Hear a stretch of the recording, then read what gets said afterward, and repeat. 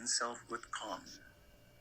A voice of one calling, "In the wilderness prepare the way for the Lord.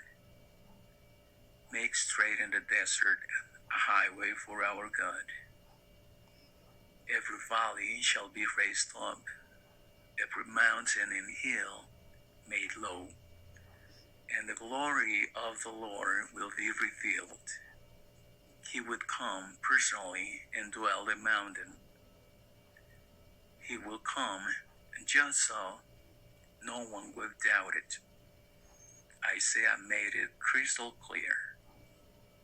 And his name will be called Wonderful Counselor, Mighty God, Everlasting Father, Prince of Peace.